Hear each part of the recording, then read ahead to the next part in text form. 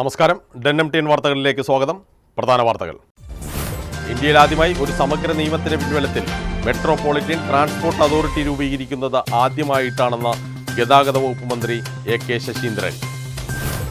Life പദ്ധതിയിൽ ഉൾപ്പെടുത്തി നിർമ്മാണം പൂർത്തിയാക്കിയ 23 ഭവനങ്ങളുടെ താക്കോൽദാനം കൊച്ചിയിൽ നടന്നു.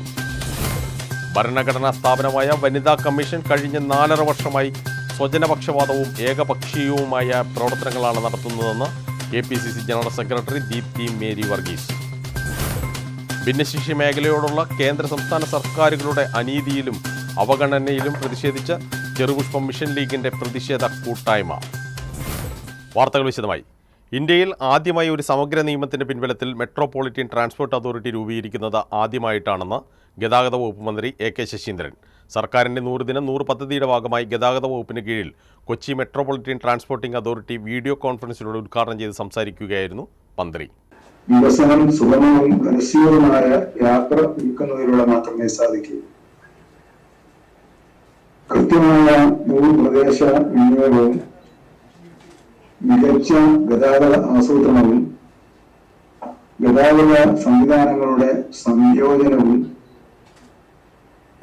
ആണ് കേരള മെട്രോപൊളിറ്റൻ ട്രാൻസ്പോർട്ട് അതോറിറ്റി നിയമമനുസരിച്ച് കൊച്ചി, കോഴിക്കോട്, തിരുവനന്തപുരം എന്നീ കോർപ്പറേഷൻ പരിധികളിൽ മെട്രോപൊളിറ്റൻ ട്രാൻസ്പോർട്ട് അതോറിറ്റി നിലവിൽ വരണമെന്നാണ് തീരുമാനിച്ചിട്ടുള്ളത്. കേരള സർക്കാരിന്റെ നിർദ്ദേശപ്രകാരവും കൊച്ചി നഗരസഭയുടെ പ്രത്യേക താല്പര്യമെടുത്തും കൊച്ചി മെട്രോയിൽ അതോറിറ്റിക്ക് ആവശ്യമായ പ്രാരംഭ പ്രവർത്തനങ്ങൾ വിജയകരമായി നടപ്പിലാക്കുകയുണ്ടായി.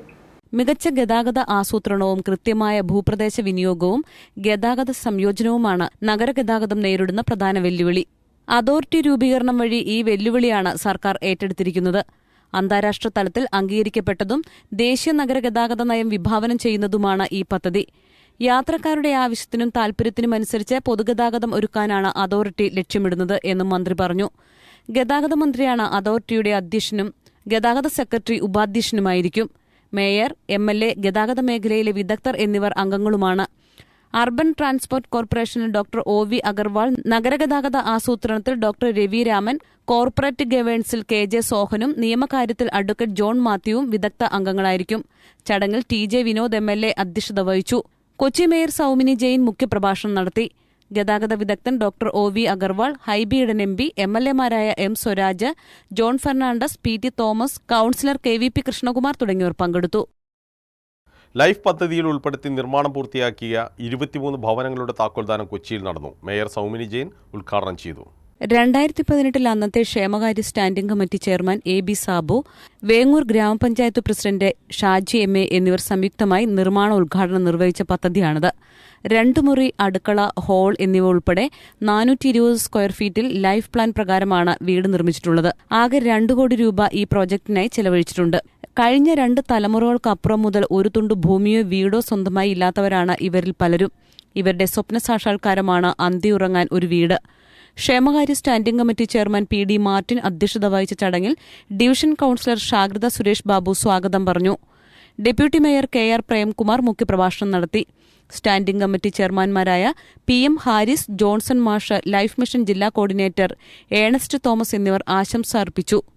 വീടില്ലാതെ ഭവനരഹിതരെന്ന് പറഞ്ഞ് പുറന്തള്ളപ്പെട്ട 100ഓളം കുടുംബങ്ങൾക്ക് ഭവന നിർമ്മാണം നടത്തുന്നതിന് വേണ്ടിയിട്ടുള്ള സഹായങ്ങൾ കൊച്ചി നഗരസഭ പല ഘട്ടങ്ങളിലായിട്ട് ചെയ്തു വരികയാണ്. അത്തരത്തിൽ ഭൂമി വാങ്ങിക്കുകയും, അതായത് നഗരസഭാ പ്രദേശത്തിനുള്ളിൽ ഭൂമിക്ക് വലിയ വിലയായതുകൊണ്ട് വേങ്ങൂർ പഞ്ചായത്തിൽ ഭൂമി വാങ്ങുകയും അതുപോലെ അവിടെ ഭവന നിർമ്മാണം നടത്താനായിട്ട് ലൈഫ് മിഷന്റെ പണം നൽകുകയും ചെയ്തുകൊണ്ട് നിങ്ങൾക്ക് വാസയോഗ്യമായിട്ടുള്ള ഒരു ഗൃഹം തന്ന് പറഞ്ഞ വാക്ക് പാലിച്ചിരിക്കുകയാണ് കൊച്ചി നഗരസഭ. ഭരണഘടനാ സ്ഥാപനമായ വനിതാ കമ്മീഷൻ കഴിഞ്ഞ 4.5 വർഷമായി സ്വജനപക്ഷപാതവും ഏകപക്ഷീയവുമായ പ്രവർത്തനങ്ങളുമാണ് നടത്തുന്നതെന്ന് KPCC general secretary Deepthi Mary Varghese. നിരന്തരം നടക്കുന്ന സ്ത്രീ പീഡനങ്ങളിൽ ഏകപക്ഷീയമായാണ് വനിതാ കമ്മീഷൻ പ്രവർത്തിക്കുന്നത്. സ്വന്തം പാർട്ടി നേതാക്കളുടെ സ്ത്രീവിരുദ്ധ പരാമർശങ്ങളിലും സ്ത്രീ പീഡന കേസുകളിലും കമ്മീഷന് മിണ്ടാട്ടമില്ലെന്ന് ദീപ്തി എറണാകുളം പ്രസ് ക്ലബ്ബിൽ വാർത്താസമ്മേളനത്തിൽ പറഞ്ഞു. ഇത്തരമൊരു വനിതാ കമ്മീഷനെ കേരളത്തിലെ സ്ത്രീകൾക്ക് ആവശ്യമില്ലെന്ന് ദീപ്തി പറഞ്ഞു. സ്ത്രീവിരുദ്ധ പരാമർശങ്ങൾ നടത്തിയ ഇടതുമുന്നണി നേതാക്കൾ ഖേദം പ്രകടിപ്പിക്കാൻ പോലും തയ്യാറായിട്ടില്ല. വാളയാർ പാലത്തായി പീഡനക്കേസുകളിലും വനിതാ കമ്മീഷൻ മിണ്ടിയിട്ടില്ല. ഇടതുമുന്നണി നേതാക്കളുടെയും ഇടത് MLA-മാരുടെയും സ്ത്രീവിരുദ്ധതയ്ക്ക് മന്ത്രി ശൈലജ PK, ശ്രീമതി ജോസഫൈൻ തുടങ്ങിയവർ കുടപിടിക്കുകയാണ്. സ്ത്രീകൾക്ക് നീതി നൽകാൻ കഴിയാത്ത കമ്മീഷൻ അധ്യക്ഷ രാജിവെച്ചൊഴിയണം. ഇടുക്കിയിൽ പീഡനത്തിനിരയായതിനെ തുടർന്ന് ആത്മഹത്യ ചെയ്ത പെൺകുട്ടിയെ കോട്ടയം മെഡിക്കൽ കോളേജ് ബേൺ ICUവിൽ പ്രവേശിപ്പിക്കാൻ പോലും തയ്യാറായില്ലെന്ന് ദീപ്തി ആരോപിച്ചു. ഹത്രാസും കേരളവും തമ്മിലുള്ള ദൂരം കുറയുകയാണ്. UP സ്ത്രീപീഡന കേസിൽ പ്രതികളായവർക്ക് BJP നൽകുന്ന സംരക്ഷണം കേരളത്തിൽ CPM നൽകുകയാണ്. പൊതുപ്രവർത്തകരെന്ന നിലയിൽ ഒരാളും സ്ത്രീവിരുദ്ധത പറയാൻ പാടില്ല. CPMന്റെ ഏകാധിപത്യ ഭരണമാണ് വനിതാ കമ്മീഷനിൽ നടക്കുന്നതെന്നും ദീപ്തി മേരി വർഗീസ് ആരോപിച്ചു. നിരവധി പോക്സോ കേസുകൾ പിന്നെ വനിതാ കമ്മീഷനെ സംബന്ധിച്ച് അവരുടെ അന്വേഷണ പരിധിയിൽ വരുന്നതല്ല. എങ്കിൽ പോലും അന്വേഷണ പരിധിയിൽ വരാത്ത പല കാര്യങ്ങളിലും ചില സ്റ്റേറ്റ്മെന്റുകൾ ഇറക്കുന്ന സാഹചര്യത്തിൽ കേരളത്തിൽ നിരന്തരമായി നടക്കുന്ന സ്ത്രീ പീഡന കേസുകളിൽ ഏകപക്ഷീയമായ തീരുമാനങ്ങളും കേസെടുക്കലുകളുമാണ് ഭരണഘടനാ സ്ഥാപനമായ വനിതാ കമ്മീഷൻ ചെയ്തുകൊണ്ടിരിക്കുന്നത്. കേരളത്തിലെ സ്ത്രീകൾ ഏറ്റവും ആശങ്കയോടെ കാണുന്ന ഒരു കാര്യം, വനിതാ കമ്മീഷൻ കഴിഞ്ഞ ദിവസം ഏതാനും ദിവസങ്ങൾക്ക് മുൻപ് പറഞ്ഞത് നമ്മളെല്ലാവരും കേട്ടതാണ്. ഞങ്ങളുടെ പാർട്ടിക്ക് ഞങ്ങളുടെ പോലീസും കോടതിയും ഒക്കെ ഉണ്ട് എന്നാണ് പറഞ്ഞത്. അത് തിരുത്തി പറയാൻ ഈ നിമിഷം വരെ വനിതാ കമ്മീഷൻ തയ്യാറായിട്ടില്ല. കേരളത്തിലെ കക്ഷി രാഷ്ട്രീയ ഭേദമില്ലാതെ, ജാതി മത വ്യത്യാസമില്ലാതെ എല്ലാ സ്ത്രീകളുടെയും സംരക്ഷണം ഏറ്റെടുക്കേണ്ട ഈ ഭരണഘടനാ സ്ഥാപനത്തിൻ്റെ അധ്യക്ഷ തൻ്റെ പാർട്ടിയിലല്ലാത്ത മറ്റ് ചില പാർട്ടിയിൽപ്പെട്ട ആളുകളാണ് എന്തെങ്കിലും സ്ത്രീവിരുദ്ധ പരാമർശം പറഞ്ഞതെങ്കിൽ, അല്ലെങ്കിൽ ഏതെങ്കിലും കേസുകളിൽ പെട്ടതെങ്കിൽ ഉടൻ നടപടിയെടുക്കുകയും കേസെടുക്കുകയും ചെയ്യുകയും, എന്നാൽ സ്വന്തം പാർട്ടിയിൽപ്പെട്ടവർ മന്ത്രിയായാലും MLA ആയാലും പാർട്ടി സെക്രട്ടറി ആയാലും അതിനെതിരെ മിണ്ടാട്ടമില്ലാത്ത സാഹചര്യമാണ് ഇന്ന് കേരളത്തിലുള്ളത്. ഇത്തരത്തിലുള്ള ഒരു വനിതാ കമ്മീഷനെ കേരളത്തിലെ സ്ത്രീകൾക്ക് ആവശ്യമില്ല. ഭിന്നശേഷി മേഖലയോടുള്ള കേന്ദ്ര സംസ്ഥാന സർക്കാരുകളുടെ അനീതിയിലും അവഗണനയിലും പ്രതിഷേധിച്ച് ചെറുപുഷ്പ മിഷൻ ലീഗ് എടപ്പള്ളി പ്രതിഷേധ കൂട്ടായ്മ നടത്തി. എടപ്പള്ളി പള്ളിക്ക് മുൻവശം നടത്തിയ പ്രതിഷേധ സമര പരിപാടി ഹൈബി ഈഡൻ MP ഉദ്ഘാടനം ചെയ്തു. KCBC deputy secretary general reverend father Jacob Palakkappilly മുഖ്യപ്രഭാഷണം നടത്തി. KM George, Jose Pallippadan, George Kattithara, trustee Joy Pallippadan, father Sanjo Kannampilly, Joby Parava തുടങ്ങിയവർ സംസാരിച്ചു. പൊതുവിദ്യാലയത്തിൽ പഠിപ്പിക്കുന്ന അധ്യാപകരോട് ചോദിച്ചു നോക്കണം, ഇപ്രകാരം പൊതുവിദ്യാലയത്തിൽ വരുന്ന ഡിസബിലിറ്റിയുള്ള കുട്ടികളെ അവർക്ക് എത്രമാത്രം ശ്രദ്ധിക്കാൻ പറ്റുന്നുണ്ട്. ഭിന്നശേഷി മേഖലയെ സംരക്ഷിക്കുവാൻ കേന്ദ്ര സംസ്ഥാന സർക്കാരുകൾ അടിയന്തരമായി ഇടപെടണമെന്ന് പ്രതിഷേധ കൂട്ടായ്മ ആവശ്യപ്പെട്ടു. അധ്യാപക നിയമന നിരോധനത്തിന് എതിരെ Kerala Catholic teachers guild DEO ഓഫീസിന് മുമ്പിൽ ധർണ നടത്തി. TJ വിനോദ് MLA ഉദ്ഘാടനം ചെയ്തു. 2016 മുതലുള്ള അധ്യാപക നിയമനങ്ങൾ അംഗീകരിക്കുക, ന്യൂനപക്ഷ വിദ്യാഭ്യാസ അവകാശങ്ങൾ സംരക്ഷിക്കുക എന്നീ ആവശ്യങ്ങൾ ഉന്നയിച്ചാണ് സംസ്ഥാന വ്യാപകമായി അധ്യാപകർ ഉപവാസ സമരം നടത്തുന്നത്. സംസ്ഥാന വ്യാപക പ്രതിഷേധത്തിന്റെ ഭാഗമായി വരാപ്പുഴ അതിരൂപത, എറണാകുളം അങ്കമാലി അതിരൂപത, കൊച്ചി രൂപത എന്നിവയുടെ സംയുക്താഭിമുഖ്യത്തിൽ എറണാകുളത്തും പ്രതിഷേധ സമരം നടത്തുന്നു. എറണാകുളം ജില്ലാ വിദ്യാഭ്യാസ ഓഫീസിന് മുന്നിൽ തിങ്കളാഴ്ച നടന്ന സമരത്തിന്റെ ഉദ്ഘാടനം TJ വിനോദ് MLA നിർവഹിച്ചു. നമുക്കറിയാം, നമ്മുടെ സംസ്ഥാനത്ത് 3 വർഷക്കാലമായി ജോലിയെടുക്കുന്ന അധ്യാപകർക്ക് ശമ്പളമില്ല എന്ന് പറയുമ്പോൾ എത്രമാത്രം ദുസ്സഹമാണ് അവരുടെ ജീവിത രീതി എന്ന് നമുക്ക് മനസ്സിലാക്കാവുന്നതാണ്. വരാപ്പുഴ അതിരൂപത general manager father Michael D'Cruz അധ്യക്ഷത വഹിച്ചു. Teachers guild general secretary Antony VX, Jean Sebastian തുടങ്ങിയവർ പങ്കെടുത്തു. V4 കൊച്ചി ജനകീയ കൂട്ടായ്മ പ്രവർത്തകർ അഴിമതി വിരുദ്ധ യാത്ര നടത്തി. കേരളപ്പിറവി ദിനത്തോടനുബന്ധിച്ചാണ് അഴിമതി വിരുദ്ധ യാത്ര നടത്തിയത്. കോവിഡ് മാനദണ്ഡങ്ങൾ പാലിച്ചുകൊണ്ടായിരുന്നു പരിപാടി നടന്നത്. കേരളപ്പിറവി ദിനത്തോടനുബന്ധിച്ച് V4 കൊച്ചി പ്രവർത്തകർ അഴിമതി വിരുദ്ധ യാത്ര നടത്തി. തോപ്പുംപടി ഹാർബർ പാലത്തിൽ നിന്നും കാൽനടയായും സൈക്കിളുകളിലുമായി ആരംഭിച്ച യാത്ര ഫോർട്ട് കൊച്ചി വാസ്കോഡഗാമ സ്ക്വയറിലാണ് സമാപിച്ചത്. V4 കൊച്ചിക്ക് പിന്തുണ പ്രഖ്യാപിച്ച് തോപ്പുംപടി കായലിൽ നിന്നും മട്ടാഞ്ചേരി ചുറ്റി കയാക്കിംഗ് ടീമും ഫോർട്ട് കൊച്ചി ബീച്ചിൽ എത്തിയിരുന്നു. കോവിഡ് മാനദണ്ഡങ്ങൾ പാലിച്ചുകൊണ്ട് കൊച്ചി കോർപ്പറേഷന്റെ എറണാകുളം അടക്കമുള്ള മേഖലയിൽ നിന്നും ഏകദേശം 300ഓളം യുവതീ യുവാക്കളും സ്ത്രീകളും പ്രതിഷേധ പരിപാടിയിൽ അണിനിരുന്നു. പിന്നീട് 5 പേർ അടങ്ങുന്ന കൂട്ടമാകുകയും സ്വന്തമായി പ്രചാരണ പരിപാടി ഏറ്റെടുക്കുകയും ചെയ്തു. കോവിഡ് പ്രതിസന്ധിയിൽ തകർച്ചയിലായ ക്രൂസ് ടൂറിസം ഉണരുന്നു. 4,84,00,000 രൂപയുടെ പദ്ധതിക്ക് സർക്കാർ ഭരണാനുമതിയായതായി മന്ത്രി കടകംപള്ളി സുരേന്ദ്രൻ അറിയിച്ചു. കൊച്ചിയിലെത്തുന്ന ക്രൂസ് ടൂറിസ്റ്റുകൾക്ക് ഹൃദ്യമായ വരവേൽപ്പ് നൽകുക എന്ന ലക്ഷ്യത്തോടെയാണ് ടൂറിസം വകുപ്പ് പദ്ധതി നടപ്പിലാക്കുന്നത്. ഏകദേശം 250 പേർക്ക് ഇരിപ്പിടം ഉൾപ്പെടെയുള്ള സജ്ജീകരണങ്ങളും അനുബന്ധ അടിസ്ഥാന സൗകര്യങ്ങളും ഫെസിലിറ്റേഷൻ സെന്ററിൽ ഉണ്ടാകും. പാരമ്പര്യ കലാരൂപങ്ങളുടെ അവതരണവും കരകൗശല ഉൽപ്പന്നങ്ങളുടെ പ്രദർശനവും പരമ്പരാഗത കേരളീയ ഭക്ഷണവും ഒരുക്കിയാകും ടൂറിസ്റ്റുകളെ സ്വീകരിക്കുക. ഇത് പൂർത്തിയാകുന്നതോടെ കൊച്ചിയിലെത്തുന്ന പ്രത്യേകിച്ചും ആഡംബര കപ്പലുകളിലെ സന്ദർശകർക്ക് കേരളത്തിലെ വൈവിധ്യമാർന്ന കലാരൂപങ്ങൾ അനുഭവവേദ്യമാകുന്നു. അതോടൊപ്പം നാടിന്റെ തനത് ഭക്ഷണവും മികച്ച അതിഥേയ സേവനവും ലഭ്യമാകും. ഉത്തരവാദിത്ത ടൂറിസം മിഷൻ പ്രവർത്തനങ്ങളുടെ കൂടി ഭാഗമായാണ് പദ്ധതി നടപ്പിലാക്കുന്നത്. ഒക്ടോബർ പകുതിയോടെയാണ് ക്രൂയിസ് സീസൺ ആരംഭിക്കുന്നത്. അതേസമയം കേരളത്തിൽ ആഭ്യന്തര ടൂറിസം ആരംഭിച്ചിട്ടുണ്ട്. വിദേശ സഞ്ചാരികളുടെ ഒഴുക്കെത്തുന്നതോടെ ക്രൂയിസ് ടൂറിസം സജീവമാകുമെന്നാണ് ടൂറിസം മേഖല പ്രതീക്ഷിക്കുന്നത്. കേരള വ്യാപാര വ്യവസായി ഏകോപന സമിതി സംസ്ഥാന കമ്മിറ്റിയുടെ നേതൃത്വത്തിൽ വിവിധ ആവശ്യങ്ങൾ ഉന്നയിച്ച് സമരം നടത്തും. കോവിഡ് നിയന്ത്രണങ്ങളുടെ പേരിലുള്ള ഉദ്യോഗസ്ഥ പീഡനങ്ങൾ അവസാനിപ്പിക്കണമെന്ന് വ്യാപാരികൾ ആവശ്യപ്പെട്ടു. നവംബർ 3 നടക്കുന്ന സമരത്തിൽ 10 ലക്ഷത്തോളം വ്യാപാരികൾ പങ്കെടുക്കും. കണ്ടെയ്ൻമെന്റ് സോണുകൾക്ക് പകരം മൈക്രോ കണ്ടെയ്ൻമെന്റ് സോണുകൾ നടപ്പിലാക്കുക, കോവിഡ് നിയന്ത്രണങ്ങളുടെ പേരിലുള്ള ഉദ്യോഗസ്ഥ പീഡനങ്ങൾ അവസാനിപ്പിക്കുക, ലൈസൻസിന്റെ പേരിൽ നടത്തുന്ന അന്യായമായ പിഴശിക്ഷകൾ ഒഴിവാക്കുക തുടങ്ങിയ ആവശ്യങ്ങൾ ഉന്നയിച്ചാണ് സമരം. പരിധിയിൽ കൂടുതൽ പിരിച്ചെടുത്ത പ്രളയ സെസ് നിർത്തലാക്കുക, GSTയുടെ പേരിൽ നടപ്പിലാക്കുന്ന അന്യായമായ പിഴശിക്ഷകൾ നിർത്തിവെക്കുക, കാലഹരണപ്പെട്ട വാറ്റിന്റെ പേരിൽ പുറപ്പെടുവിച്ചിട്ടുള്ള നോട്ടീസുകൾ പിൻവലിക്കുക എന്നീ ആവശ്യങ്ങൾ മുന്നോട്ട് വയ്ക്കുന്നുണ്ട്.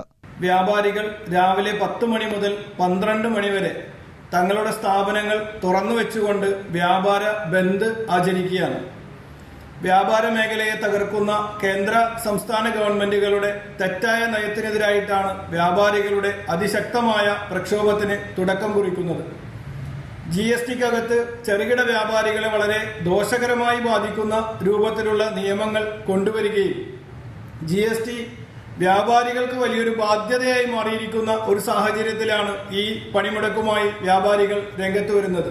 അതോടൊപ്പം തന്നെ സെക്ടറൽ മജിസ്ട്രേറ്റുമാരെ അടക്കം രൂപീകരിച്ചുകൊണ്ട് കടപരിശോധനയ്ക്ക് വേണ്ടി അമിതമായ അധികാരങ്ങൾ കൊടുത്തുകൊണ്ട് ചില ഉദ്യോഗസ്ഥന്മാരെ കോട്ട കൊടുത്ത് ഫൈൻ അടിപ്പിക്കുന്ന സംസ്ഥാന ഗവൺമെന്റിന്റെ നയത്തിനെതിരായി ആകെ തന്നെ കോവിഡ് പ്രോട്ടോകോൾ മൂലം ഭീമമായ നഷ്ടം നേരിടുന്ന ഈ ചെറുകിട വ്യാപാര മേഖലയെ ഇല്ലായ്മ ചെയ്യുന്ന കേന്ദ്ര സംസ്ഥാന സർക്കാരുകളുടെ നയങ്ങൾക്കെതിരായിട്ടും വ്യാപാരികൾക്ക് ഏറ്റവും അടിയന്തരമായി അനുവദിച്ചു കിട്ടേണ്ട 12 ആവശ്യങ്ങൾ ഉന്നയിച്ചുകൊണ്ടാണ് വ്യാപാരികൾ ഈ സൂചനാ സമരവുമായി രംഗത്ത് വരുന്നത്. വൈക്കം മഹാദേവ ക്ഷേത്രത്തിലെ അഷ്ടമി ഉത്സവ ചടങ്ങുകൾക്ക് ആനകളെ അനുവദിക്കാത്ത തിരുവിതാംകൂർ ദേവസ്വം ബോർഡ് അധികൃതരുടെ നടപടിയിൽ പ്രതിഷേധിച്ച് ഹിന്ദു ഐക്യവേദിയുടെ ആഭിമുഖ്യത്തിൽ പ്രാർത്ഥനായജ്ഞം നടത്തി.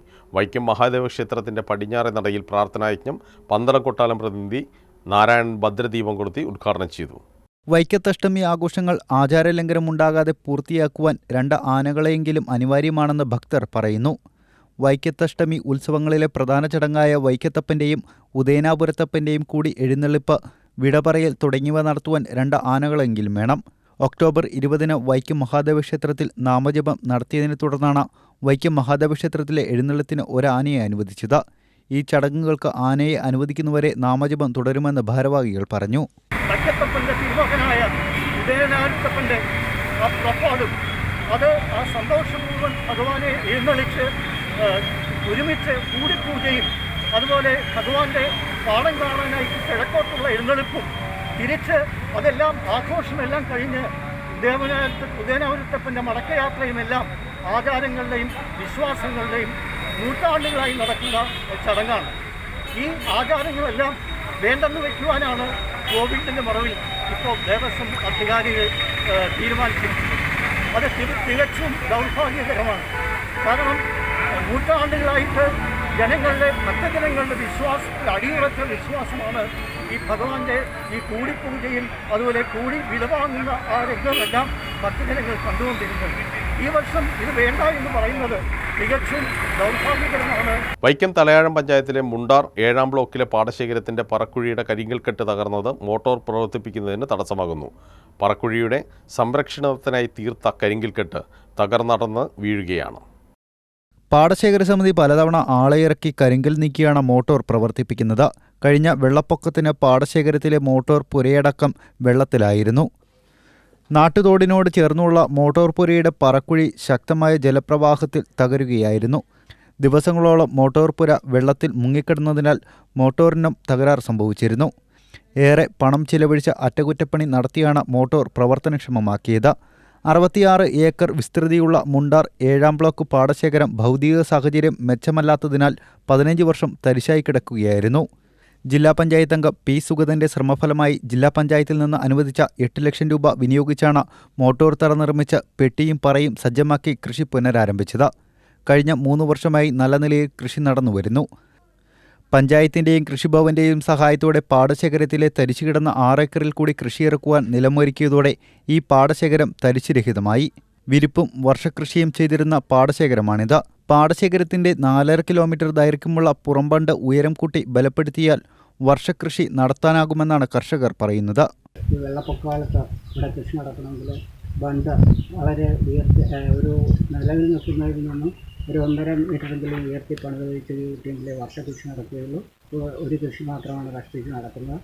അതുകൊണ്ട് ഞങ്ങൾക്ക് എല്ലാ കൃഷിയും 2 കൃഷിയും ചെയ്യണമെന്നുള്ള ആഗ്രഹമുള്ള കർഷകരാണ് ഇതിനകത്ത് കൂടുതലുള്ളത്. പിന്നെ പാട്ടക്കാരും ഒക്കെ കൂടിയാണ് ഇപ്പോൾ തടസ്സം കൂടാതെ കൃഷി നടന്ന് മുമ്പോട്ട് പോയിക്കൊണ്ടിരിക്കുന്നത്. അപ്പോൾ ഈ നിലയിൽ ഞങ്ങൾക്ക് വേണ്ട സർക്കാരിൽ നിന്ന് എന്തെല്ലാം സഹായങ്ങൾ കിട്ടും. മോട്ടോർ പഴയൊരു മോട്ടറാണ് ഞങ്ങൾക്ക് ഇരിക്കുന്നത്. മോട്ടോർ വരെ പുതുതായിട്ട് അനുവദിച്ച് കിട്ടിയെങ്കിലും ഇപ്പോൾ അതിൻ്റെ അവസ്ഥ ഇതാണ്. ഈ പറക്കുഴിയും അതിനോടനുബന്ധിച്ചുള്ള കാര്യങ്ങളും അതുപോലെ ഈ ബണ്ടിൻ്റെ പിന്നെ യാത്രാ സൗകര്യം വളരെ കുറവ്. സാധനങ്ങളൊക്കെ കയറ്റി അയക്കാൻ വളരെയധികം ബുദ്ധിമുട്ടുള്ള ഒരു പാടശേഖരമാണത്. ഒരു കൊയ്ത്ത് മെഷീൻ കൊണ്ടുവരാനാണെങ്കിലും ട്രാക്ടറോ ഇല്ലറോ ഇതങ്ങനെയുള്ള സാധനങ്ങൾ ഇവിടെ എത്തിക്കുന്നതിന് വളരെയധികം ബുദ്ധിമുട്ടുണ്ട്. ഇപ്പോൾ നമ്മൾ വർഷവും കഴിഞ്ഞിട്ടുള്ളൊരു അവസ്ഥയിലാണ് ഇപ്പോൾ നമുക്ക് 3 കൃഷി ഇപ്പോൾ ചെയ്തുകൊണ്ടിരിക്കുന്നത്. 3ാമത്തെ കൃഷിയിലാണ് ഇപ്പോൾ ഇങ്ങനത്തെ ഒരു മോട്ടോറുടെ പ്രശ്നം ഉണ്ടായിരിക്കുന്നത്. കൃഷി ചെയ്യാൻ പറ്റാത്ത അവസ്ഥ വന്നിരിക്കുന്നത്. അപ്പോൾ അത് മുന്നോട്ട് കൊണ്ടുപോകുന്നതിന് വേണ്ടിയിട്ട് നമ്മൾ താൽക്കാലികമായിട്ട് പറക്കുഴിയിലെ കല്ലെല്ലാം പെറുക്കി മാറ്റി ഇപ്പോൾ തൽക്കാലത്തേക്ക് തൂണെല്ലാം ഇട്ട് ബലപ്പെടുത്തിക്കൊണ്ട് മോട്ടോർ ഓടിക്കാനുള്ള സംവിധാനം ചെയ്യുകയാണ്. അപ്പോൾ ആദ്യത്തെ വളം പോലും ഇടാത്ത ഒരു കൃഷിയാണ്. അപ്പോൾ അതുകൂടാതെ നമുക്ക് 2 കൃഷി നടന്നുകൊണ്ടിരുന്ന ഒരു പാടശേഖരമായിരുന്നു. അപ്പോൾ ഇപ്പോൾ ഇനിയുള്ള കാലങ്ങളിൽ 2 കൃഷി നടക്കണമെങ്കിൽ ഈ പ്രളയത്തിൻ്റെ അതിജീവിക്കാൻ വേണ്ടി പുറംബണ്ട് ബലപ്പെടുത്തുകയും 1 മീറ്ററോ 1.5 മീറ്ററോളം പൊക്കം വരുത്തി അതൊന്ന് ബലപ്പെടുത്തുകയും ചെയ്യേണ്ട ഒരു അവസ്ഥയും കൂടി. അപ്പം സർക്കാരിൻ്റെ ഭാഗത്തു നിന്ന് പഞ്ചായത്ത് നമുക്ക് അനുകൂലമായിട്ടുള്ളതുണ്ടെങ്കിൽ ഫണ്ട് അനുവദിച്ച് കിട്ടാനുള്ള ഒരു ബുദ്ധിമുട്ട് കൊണ്ടാണ് ഇപ്പോൾ അത് ചെയ്യാൻ പറ്റാതിരിക്കുന്നത്. അപ്പോൾ സർക്കാരിൻ്റെ ഭാഗത്തു നിന്നുള്ള സഹായങ്ങളും കിട്ടി നല്ല രീതിക്ക് അത് പ്രവർത്തിപ്പിച്ച് കൊണ്ടുപോകണമെന്നാണ് ഇവിടുത്തെ മുഴുവൻ കൃഷിക്കാരുടെയും ആവശ്യം. പ്രധാന വാർത്തകൾ ഒരിക്കൽ കൂടി. ഇന്ത്യയിൽ ആദ്യമായി ഒരു സമഗ്ര നിയമത്തിന്റെ പിൻബലത്തിൽ മെട്രോപൊളിറ്റൻ ട്രാൻസ്പോർട്ട് അതോറിറ്റി രൂപീകരിക്കുന്നത് ആദ്യമായിട്ടാണെന്ന് ഗതാഗത വകുപ്പ് മന്ത്രി AK ശശീന്ദ്രൻ. ലൈഫ് പദ്ധതിയിൽ ഉൾപ്പെടുത്തി നിർമ്മാണം പൂർത്തിയാക്കിയ 23 ഭവനങ്ങളുടെ താക്കോൽദാനം കൊച്ചിയിൽ നടന്നു. ഭരണഘടനാ സ്ഥാപനമായ വനിതാ കമ്മീഷൻ കഴിഞ്ഞ 4.5 വർഷമായി സ്വജനപക്ഷപാതവും ഏകപക്ഷീയവുമായ പ്രവർത്തനങ്ങളാണ് നടത്തുന്നതെന്ന് KPCC general secretary Deepthi Mary Varghese. ഭിന്നശേഷി മേഖലയോടുള്ള കേന്ദ്ര സംസ്ഥാന സർക്കാരുകളുടെ അനീതിയിലും അവഗണനയിലും പ്രതിഷേധിച്ച് ചെറുപുഷ്പം മിഷൻ ലീഗിന്റെ പ്രതിഷേധ കൂട്ടായ്മ. വാർത്തകൾ പൂർണ്ണമാകുന്നു. നമസ്കാരം.